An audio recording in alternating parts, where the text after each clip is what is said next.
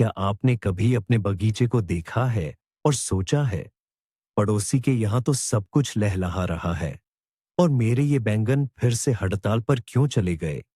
अगर हाँ, तो ये वीडियो आपके लिए है।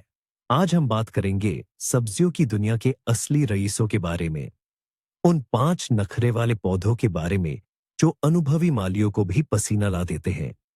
लेकिन चिंता न करें, हम सिर्फ शिकायत नहीं करेंगे, हम उनके साथ तालमेल बिठाने और फिर भी शानदार फसल पाने के राज खोलेंगे जो सारी मेहनत के लायक हो। दरअसल यह नखरा सिर्फ हमारी दी गई परिस्थितियों और उनकी जरूरतों का मेल न खाना है। ये सब्जियां किसी फिल्मी सितारे की तरह अपने राइडर में एकदम सटीक जानकारी की मांग करती हैं। उन्हें एक खास तापमान, नमी और पोषण की जरूरत होती है। हमारा काम बस इतना है कि इस राइडर को ध्यान से पढ़ें और इसकी शर्तें पूरी करें, और तब वे बदले में हमें मुंह मांगा फल देंगे। तो आइए मिलते हैं हमारे टॉप स्टार से, बैंगन महाराज से, खेतों का असली ड्रामा किंग। अगर सब्जियों का अपना कोई थिएटर होता तो ये पक्का हैमलेट का रोल करता। ये जनाब गर्मी के पक्के दीवाने हैं। इन्हें गर्मी इतनी पसंद है जैसे कोई 5 स्टार होटल के बीच पर बैठा पर्यटक। इनके लिए 18 डिग्री सेल्सियस से कम तापमान तो लगभग सर्दी जैसा है। इसमें इनकी बढ़वार रुक जाती है और इनका मिजाज भी उतर जाता है। लेकिन ठंडी हवा से इन्हें सख्त नफरत है। हवा का हल्का सा भी ठंडा झोंका इनके लिए बहुत बड़ा तनाव है। इस अपमान के जवाब में यह अपने सारे फूल और छोटे फल गिरा सकता है, मानो कह रहा हो, ऐसे माहौल में मैं काम नहीं करूंगा। मगर सबसे बड़ी गलती जो लोग करते हैं वो है पानी देना। कभी नहीं, सुनिए कभी नहीं, बैंगन को सीधे पाइप या नल से ठंडे पानी से पानी मत दीजिए। इनकी नाजुक गर्मी पसंद जड़ों के लिए यह बर्फीले शावर जैसा है। जड़ें सदमे में आ जाती हैं और मिट्टी में पोषक तत्व होने के बावजूद उन्हें ले नहीं पाती। पानी हमेशा ठहरा हुआ और गुनगुना होना चाहिए, लगभग 25 डिग्री सेल्सियस का, वरना आपको इनकी सबसे खतरनाक बीमारी ब्लैक लेग या काली गर्दन से पाला पड़ सकता है।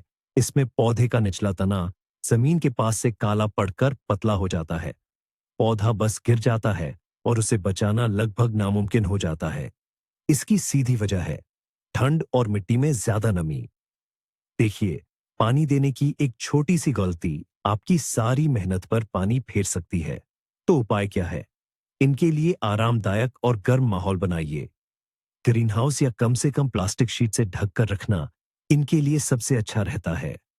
पानी देने के लिए सिर्फ गुनगुने पानी का इस्तेमाल करें और ध्यान रखें कि जड़ों के आसपास ज्यादा पानी न जमे। बस इनके इस नखरे पर थोड़ा सा ध्यान दें और यह नखरेबाज राजा आपको शानदार चमकदार फलों से नवाजेगा। हमारे लिस्ट में अगला है बैंगन का करीबी रिश्तेदार, शिमला मिर्च।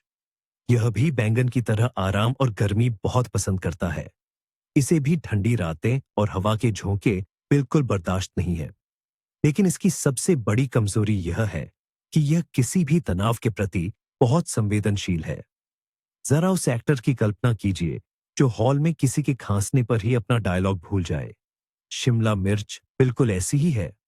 अचानक ठंड बढ़ गई, समय पर पानी देना भूल गए, या इसके विपरीत जरूरत से ज्यादा पानी डाल दिया। ऐसे तनाव के जवाब में यह वो करता है जो बागवानों को सबसे ज्यादा गुस्सा दिलाता है। ये बस अपने सारे फूल और आने वाले फल गिरा देता है, मानो कह रहा हो, हालात ठीक नहीं है, मैं सीजन बंद करता हूं। यही वजह है कि कई लोगों के यहाँ शिमला मिर्च में फूल तो खूब आते हैं लेकिन फल बहुत कम लगते हैं। पौधा बस अपनी सुरक्षा के लिए ऐसा करता है। अब आइए एक बहुत ही आम मिथक को तोड़ते हैं।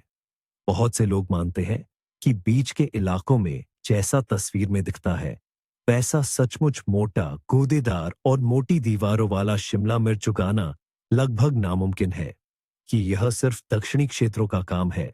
यह सच नहीं है। मोटी दीवारों का राज सिर्फ किस्म में नहीं बल्कि स्थिरता में छिपा है। शिमला मिर्च पानी का बहुत प्यासा है। रसदार गूदेदार फल बनने के लिए इसे लगातार बहुत नमी की जरूरत होती है। अगर आप इसे कभी कभी पानी देंगे तो फल तो लगेंगे, लेकिन वे पतले और सूखे होंगे। इसे लगातार नियमित रूप से गर्म पानी से सिंचाई चाहिए। और हाँ, सही खाद देना भी जरूरी है, खासकर पोटाशियम वाली खाद, जो मिठास और दीवारों की मोटाई के लिए जिम्मेदार है। तो शिमला मिर्च नखरे वाला कम, आपकी स्थिरता की मांग करने वाला ज्यादा है। इसके लिए एक भरोसेमंद साथी बने और यह आपको ऐसी फसल देगा जो सेब की तरह कुरकुरी होगी। और यह है हमारे किचन गार्डन की असली नखरीली राजकुमारी, फूल गोभी। अगर बैंगन और मिर्च को बस दक्षिणी माहौल बनाना काफी है, तो इस मैडम को हर चीज में बहुत सटीक और स्थिर परिस्थितियां चाहिए। जरा सी भी चूक इसे बर्दाश्त नहीं। सबसे ज्यादा डर इसे तापमान में उतार चढ़ाव से लगता है। इसे न तो ज्यादा गर्मी पसंद है, न ही ज्यादा ठंड। इसके लिए सबसे अच्छा तापमान 15 से 20 डिग्री सेल्सियस है। अगर बाहर बहुत ज्यादा गर्मी हो 30 डिग्री से ऊपर, तो ये फूल नहीं बनाएगी। इसके बजाय यह जल्दी से एक ढीला बेजान गुच्छा बना लेगी और उसमें फूल आ जाएंगे। बस फिर फसल की उम्मीद छोड़ दीजिए। यही तब भी होता है जब इसे ठंड लगती है, खासकर पौध के समय। अगर छोटी फूल गोभी ज्यादा देर तक ठंड की चपेट में रहे, तो ये सोचेगी कि अब वंश बढ़ाने का समय आ गया है और गट्ठर बनने से पहले ही फूल निकालने लगेगी। लेकिन यह सब कुछ नहीं है। फूल गोभी बहुत नखरे वाली है। इसे एकदम संतुलित मिट्टी चाहिए। यह सूक्ष्म पोषक तत्वों की कमी के प्रति बहुत संवेदनशील है, खासकर बोरॉन और मोलिब्डेनम की।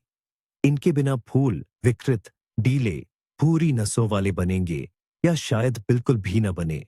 इसलिए इस राजकुमारी को उगाने का मुख्य राज है सही समय पर रोपाई और लगातार ध्यान देना। मध्यम क्षेत्रों में इसे या तो बहुत जल्दी लगाए ताकि फसल गर्मी आने से पहले तैयार हो जाए, या फिर गर्मियों के बाद पतझड़ की ठंडक के लिए। और हाँ, सूक्ष्म पोषक तत्वों वाली खाद देना न भूले। तब निराशा की जगह आपको अपनी क्यारी में एक सघन, दूध या सफेद और बहुत स्वादिष्ट फूल मिलेगा। अब आते हैं हमारी क्यारियों के असली मैराथन धावक पर, जड़ वाले अजमोद, सेलरी पर। अगर पिछले पौधे फौरन ध्यान मांग रहे थे, तो यह हमारी सहन शक्ति और धैर्य की परीक्षा लेता है।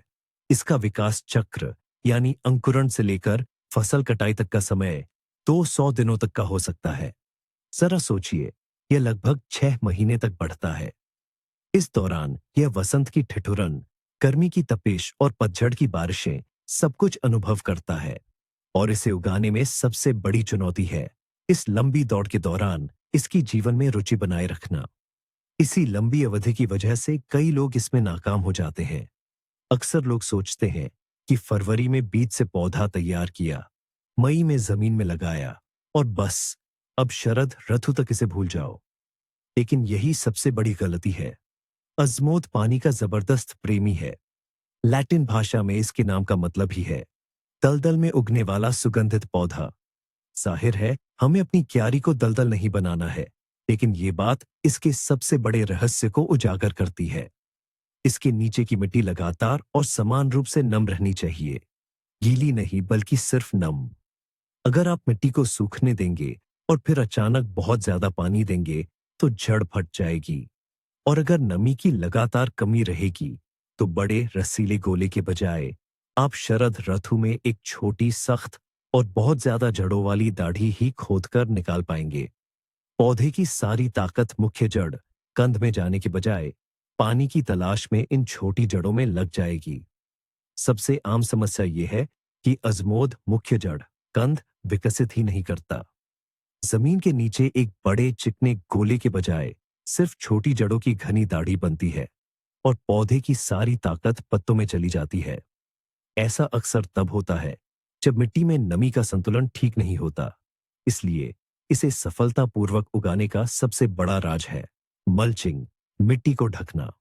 जैसे ही अजमोद का पौधा थोड़ा बड़ा हो जाए, उसके चारों ओर की मिट्टी को कटी हुई घास, पुआल, पराली या खाद की मोटी परत से ढक दें। मल्च मिट्टी की कीमती नमी को बनाए रखेगी, खरपतवारों को उगने नहीं देगी और मिट्टी का तापमान स्थिर रखेगी। यही वह लाइफ हैक है जिससे आप रोजाना पानी दिए बिना भी बड़े और चिकने कंद जड़ पा सकते हैं।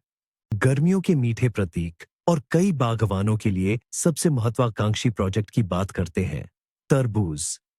इसे हमारे जैसे सामान्य मौसम में उगाना अपने आप में एक उपलब्धि है।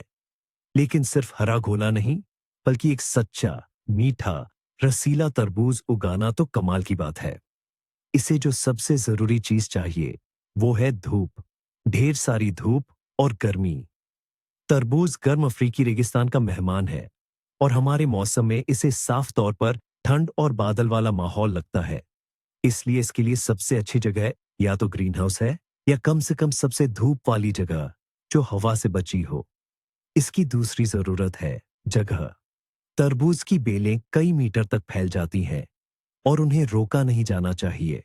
उन्हें धूप में नहाते हुए जमीन पर आजादी से फैलने देना चाहिए। लेकिन अगर आपने इसे धूप और जगह दोनों दी है, तब भी आप फसल से हाथ धो सकते हैं। और इसकी वजह काफी नाजुक है। दरअसल हमारे मौसम में अक्सर परागण करने वाले कीड़े, खासकर बादल भरे मौसम में, पर्याप्त मात्रा में नहीं होते।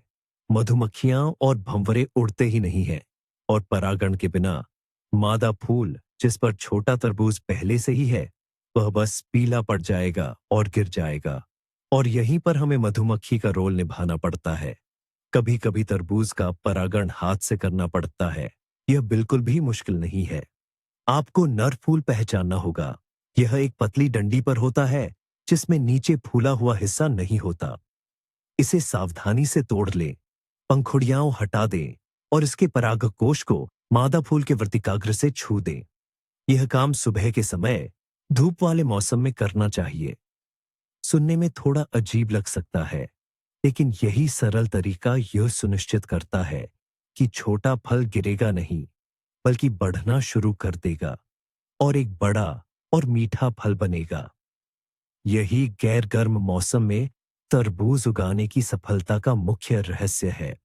तो क्या है वो बड़ा राज जो इन सभी पौधों को जोड़ता है, जिन्हें उगाना हमें थोड़ा मुश्किल लगता है? और ये राज हैरान करने वाला तौर पर आसान है, और ये जुड़ा है भूगोल से। ये लगभग सभी मूल रूप से दक्षिणी इलाकों के रहने वाले हैं। बैंगन और शिमला मिर्च नमी और गर्मी वाले उष्णकटिबंधीय इलाकों से आए हैं। फूल गोभी गर्म भूमध्य सागरीय इलाके की देन है। तरबूज तपते हुए अफ्रीकी रेगिस्तान का मेहमान है। ये सब कुदरती तौर पर लंबे गर्म गर्मियों, भरपूर धूप और एक जैसे माहौल के लिए बने हैं। और यही है असली बात।